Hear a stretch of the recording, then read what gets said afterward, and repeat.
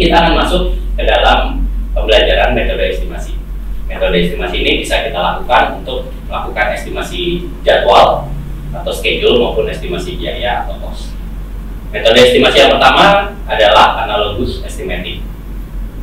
Analogous estimating ini juga dikenal dengan istilah top-down estimating.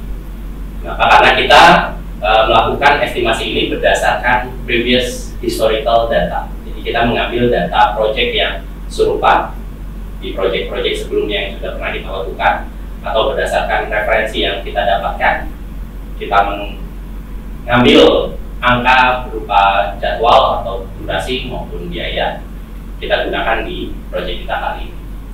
Metode estimasi ini bisa kita gabungkan dengan expert judgment, di mana kita bisa bertanya kepada expert untuk mendetailkan dan menjustifikasi nilai yang kita ambil dari referensi sebelumnya untuk kita gunakan ke project yang saat ini. Metode kedua adalah parametric estimating. Walaupun di parametric estimating ini kita menggunakan historical data juga atau data-data referensi, tapi kita menggunakan productivity rate atau kecepatan kemampuan produksi kita. Jadi kita mempunyai satu parameter atau indikator seberapa cepat kita bekerja, baru nanti kita kalikan dengan quantity atau volume yang akan kita selesaikan. Jadi sebagai contoh, kalau misalnya kita perlu membangun jalan atau trotoar sepanjang 1 km, sedangkan kecepatan kerja kita 100 meter per hari, sehingga kita bisa mengambil estimasi bahwa penyelesaian pekerjaannya akan dilakukan selama 10 hari. Itu juga dengan biaya. Estimasi biaya, kita punya harga satuan dari masing-masing resource yang kita gunakan atau kita punya harga satuan, nanti dikalikan dengan volume atau quantity resource yang kita gunakan tersebut, sehingga kita mendapatkan total biaya tersebut. Metode selanjutnya adalah 3-point estimating. Dari namanya 3-point estimating, itu ada 3 data yang kita gunakan. Data-data ini kita bisa gunakan juga dari data referensi. Yang pertama adalah data optimistik. Data yang kalau untuk schedule berarti data yang paling cepat, atau untuk biaya berarti data yang paling hemat. Kemudian yang data kedua adalah most likely, data yang paling sering muncul baik dari schedule maupun biaya dari data-data referensi kita, berapa banyak durasi atau biaya yang paling sering muncul. Kemudian ada juga yang terakhir adalah data pesimistik.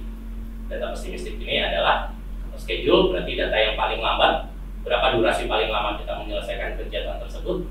Kalau untuk cost, berapa biaya paling besar untuk kita menyelesaikan kegiatan tersebut. Nah, dari 3 data tersebut, baik optimistik, most likely, dan pesimistik, kita bisa menggunakan beberapa pendekatan. Biasanya kita melakukan rata-rata atau yang dikenal sebagai triangular distribution. Dan juga ada metode khusus yang bisa kita gunakan, yaitu pendekatannya berupa PERT, Program Evaluation and Review Technique. PERT ini menggunakan pendekatan beta distribution, di mana most likely diperhitungkan lebih besar bobotnya, yaitu 4 kali lipat dibanding optimistik maupun pesimistik.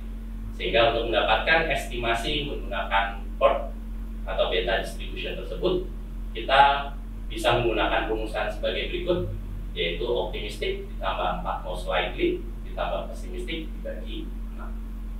Dari beberapa metode estimasi tersebut yang tadi sudah kita jelaskan, ada analogus, ada parametric, dan ada 3-point estimating, kita juga bisa menambahkan reserve atau cadangan, baik cadangan waktu maupun cadangan biaya. Ini yang disebut sebagai reserve analysis. Nah, reserve analysis ini kita masukkan dari estimasi-estimasi kita tadi, bisa kita masukkan yang namanya contingency reserve. Kalau untuk schedule berarti kita bisa menambahkan buffer atau additional duration untuk activity-activity tersebut, dan juga untuk biaya kita bisa menambahkan contingency reserve. Dalam penambahan reserve kita bisa menggunakan beberapa pendekatan. Kita bisa menggunakan persentase dari durasi maupun biaya, kita tambahkan sebagai reserve-nya, maupun kita masukkan nilai tertentu ke dalam reserve tersebut. Misalnya kita punya estimasi durasi 1 minggu, kita bisa tambahkan 1 hari atau 2 hari untuk sebagai cadangan waktu. Terima kasih.